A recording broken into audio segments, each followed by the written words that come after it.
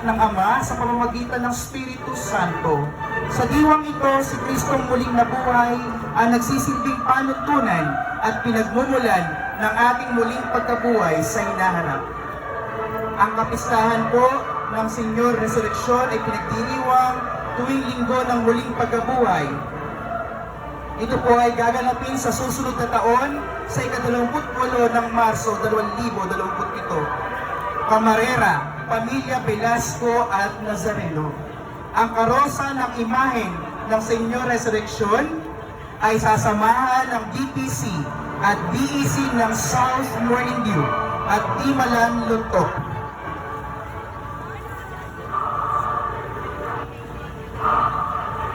Ang pagbaba ng Espiritu Santo sa mga apostoles at mahal na Birheng Maria. Pagkatapos ng pag-akyat sa langit ng ating Panginoong Jesucristo, kanyang ipinangako na ipapadala niya ang Espiritu Santo sa kanyang mga alagad. Nagkakatipon silang lahat sa isang lugar nang sumapit ang araw ng Pentecostes. Walang ano-ano'y may ingay na nagmula sa langit na tulad ng ugong ng malakas na hangin at napuno nito ang bahay na kinaroroonan nila. May nakita silang parang dilang apoy na dumapos sa bawat isa sa kanila at silang lahat ay napuspos ng Espiritu Santo at nagsimulang magsalita sa iba't ibang wika ayon sa ipinagkaloob sa kanila ng Espiritu Santo. May mga debotong Hudyo noon sa Jerusalem na nagmula sa bawat bansa sa buong mundo. Nang marinig nila ang ugong nagdatingan ng maraming tao, namangha sila sapagkat nagsasalita ang mga alagad sa wika ng mga nakikinig. Sa pagkamangha at pagtataka ay kanilang nasabi, hindi ba't taga-Galilea silang lahat? Bakit sila nakakapagsalita ng ating wika? Pedro, si Simon mula sa Bethsaida, pangunahin sa mga alagad ng Panginoong Jesucristo, siya rin ang una sa mga alagad ni Jesus, ang Kristo, ang anak ng Diyos na buhay na tumawag sa kanyang Pedro. Naglayang pananampalataya at pag-ibig kay Jesucristo sa pangangaral ng Ebanghelyo sa Roma. Siya ay namatay na isang martir sa panahon ni Emperador Nero, ayon sa tradisyon sa pamamagitan ng pagkapako sa krus ng patiwarik at inilibing sa Burol Vaticano. Siya ang kauna-una Santo Papa ng Simbahang Katolika pagkat sinabi ng Panginoong Jesucristo sa kanya, ikaw ay Pedro at sa ibabaw ng batong ito ay tatayo ko ang aking iglesia. Judas Tadeo, siya ang apostol na nagtanong sa Panginoon noong uling hapunan, Panginoon, bakit po sa amin lamang kayo nagpakilala ng lubusan at hindi sa sanlibutan? Sinagot siya ni Jesus, ang umiibig sa akin at tumutupad ng aking salita, iibigin siya ng Ama at kami pupunta at pananahan sa Kanya. Ayon sa tradisyon, namatay siyang martir sa Persia, sinibat at pinugutan ng ulo. Mga pananda, medalyon na may larawan ni Jesus, pambambo o pamalo, sibat na may palakol, aklat o pergamino. Kapista San Santiago Mayor. Siya ay kapatid ni San Juan Evangelista. Nasaksihan niya, kasama ni na San Pedro at Juan, ang pagbabagong anyo ng Panginoong Hesus sa bundok ng Tabor at ang kanyang paghihirap sa Gethsemane. Pinapalagay na sa isang peregrinasyon ay nakarating siya sa Compostela sa Espanya. Ipinapatay siya ni Herodes Agrippa sa pamamagitan ng tabak ng pista ng Pasko at siya ang una sa mga apostol na tumanggap ng korona ng pagiging martir. Mga pananda, mga gamit ng isang peregrino, balabal, tungkod at lalagyan natin ngayon ang maliit na imahe ni San Mateo Apostol. Ito po ay inspirasyon ng kamarero si Alfred Macapag.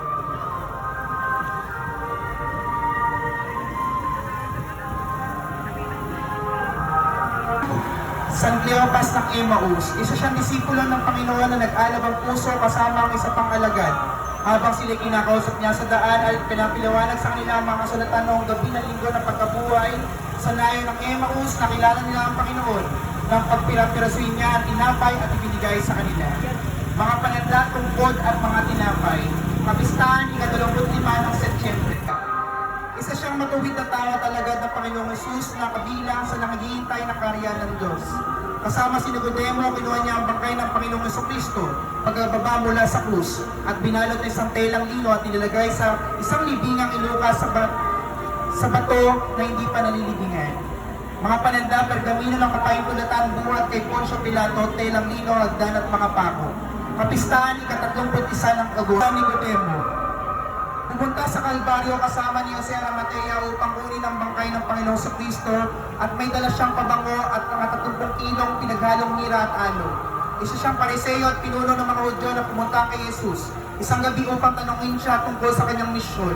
Ipinagtanggol niya si Jesus sa harap ng mga punong pari at mga pariseo na nagnais na ipadakip ito.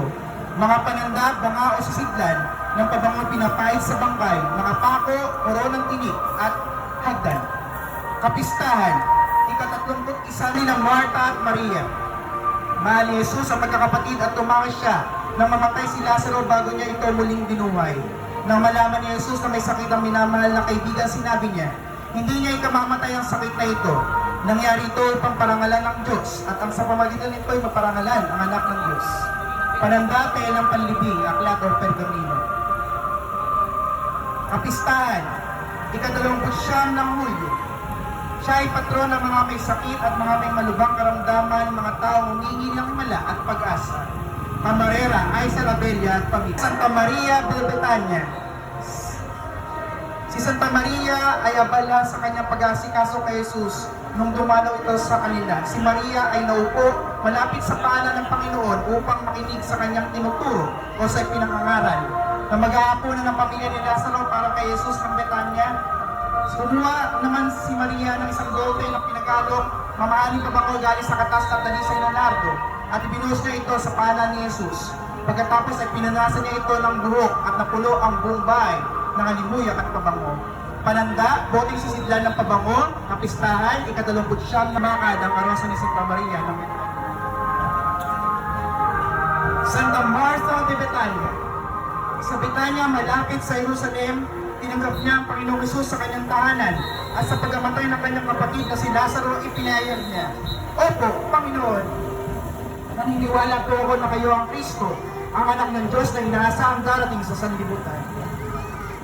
Mga pananda, bungkos ng mga susi, sintulon, basket, mga prutas o tinapay, banga o pitse.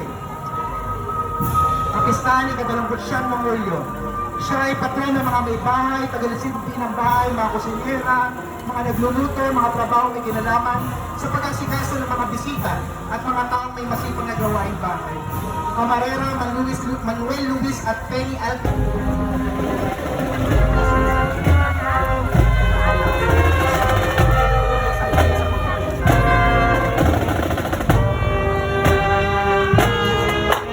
Santa Veronica. Ipinapalagay na isang inigalang na tradisyon ng simbahan ay isang mga Diyos na babae ang matapang na nagpunas sa mukha ng Panginoong naghihirap sa kabila ng kawal romano na kapiling ni Jesus habang ito ay nakapunta sa Kalbaryo. Nakilala ang babaeng bilang si Veronica, isang pangalang tumutukoy din sa tunay na larawan ng Panginoon na may malang bumakas sa kanyang birang o belo. Mga pananda, belo o birang na may larawan ng mukha, isa o tatlo na naghihirap na Kristo. Kapistahan, ika-12 ng Hulyo. Ito po ang pambansang araw ng mga kamarero, ang mga nag-aalaga ng imahen o larawan ng mga banal. Patron ng mga photographer, laundry workers, mga taong tumutulong sa mga taong nagdurusa na nasa krisis at kinikilalang patron ng mga kamarera, mga lingkod na nag-iingat at nag-aalaga ng banal na imahen o larawan ng mga nagdedebosyon. Camarera Maria Rachel Riego de Dios, Heredeo Cayas at pamilya. 13 karosa sa Tawana de Cusa. Kapistahan, ika-24 ng Mayo. Mga pananda ang lalagyan ng mga salapi o kayamanan. Siya ang mga patron ng debotong laiko, may bahay at pamilyang naglilingkod sa Diyos sa simpleng pamaraan. Camarera Joan Nazareno Loyola at pamilya. Ang karosa, ang imahen sa Tawana de Cusa ay sasamahan ng BPC at DEC ng Munting Mapino. Sa Tawana de Cusa, ipanalangin mo kami. Asawa ni Zebedeo, siya ang ina ni San Santiago Mayor at San Juan Apostol na umiling sa Panginoong Kristo na maupo ang kanyang mga anak sa kaliwa at kanan ng Panginoong Jesus. Saksi rin siya sa muling pagkabuhay ng ating Panginoong Jesucristo. Mga pananda, insensaryo, kapistahan, ika-24 ng Abril o ika-22 na Oktubre. Siya ang patron ng mga ina o pari, religyoso at pamilyang Kristiyano. Camarera, Mina Gracia Martinez Magsino at pamilya Martinez. Ang karosa ng imahe ni Santa Maria Salome ay sasamahan ng BPC at BC ng Freedom. Karo, ay 15 karo, Santa Maria Agobe. Siya ay may bahay ni San Cleopas ng Emmaus na kapatid naman ni San Jose, ang dakilang esposo ng mahal na Birheng Maria. Siya rin ang ina ni San Judas Tadeo at San Santiago Menor, mga alagad ng Panginoong Jesucristo. Saksi rin siya sa muling pagkabuhay ng ating Panginoong Jesucristo. Pananda, walis, ika-24 ng Abril ang kanyang papistahan. Patron ng mga debotong mababaihan at mga taong tapat sa pananampalataya sa gitna ng pagdurusa. Camarera, Edilberto Repil Jr., Ramil de la Cruz, Ronnie Angeles at pamilya.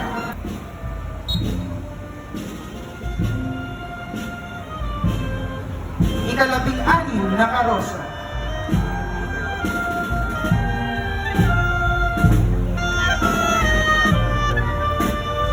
Santa Maria Magdalena. Ayon sa tradisyon, mula sa kanya ay 7 demonyo ang pinalayas ng Panginoon at naging alagad siya sa mga sumunod hanggang sa bundok ng Kalbaryo. Noong umaga ng linggo ng pagkabuhay, nagkaroon siya ng pribilehiyong unang makakita sa tagapagligtas na muling nabuhay at nagatid ng mabuting balita sa pagkabuhay sa mga alagad, kaya tinawag siyang Apostola Apostolorum, apostol ng mga apostol. Mga pananda, sisidla ng pabango. Kapistahan, ika-22 ng Hulyo. Siya ay patron ng mga nagsisisi, mga nagbabalik loob, mga nagbagong buhay mula sa kasalanan patungo sa kabanalan, mga taong namumuhay sa panalangin at pagdinilay. Siya din ang pintakasi ng bayan ng Hawit at Amadeo. Camarera, pamilya David at San Juan Evangelista, ang pinakamamahal na alagad ang alagad ng minamahal sa paanan ng krus, iniibigan sa kanya ni Jesus, na ituring ang mahal na Birhen bilang kanyang ina. Ang kanyang salaysay ng Ebanghelyo at iba pang akda ay nagpapatunay na isa siyang teologo na bilang nararapat na katingin sa kalwalatian ng salitang nagkatawang tao at nagpahayag kung ano nakita mismo ng kanyang mga sariling mata. Bagamat may pagtatangka sa kanyang buhay, pinainom ng alak na may lason, inilugod sa kumukulong langis, siya ay hindi namatay, bagkus ay iniligtas ng Panginoon.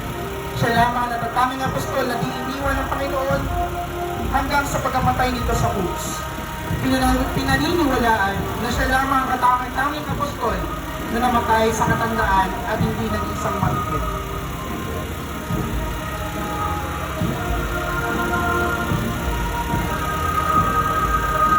Mga pananda, panulat, aklat, pergamino.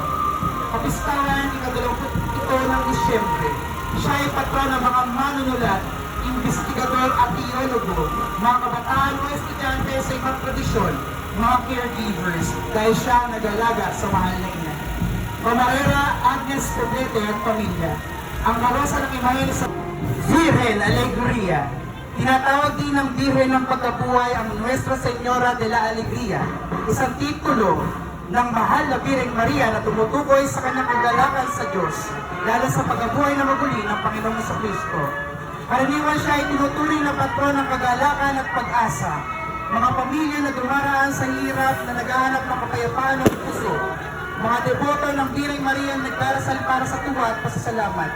Sa tradisyong Katoliko, ang Virgen Alegria ay sumasagisag sa malalim na spiritual na kagalakang nagmumula sa ating Panginoong Diyos.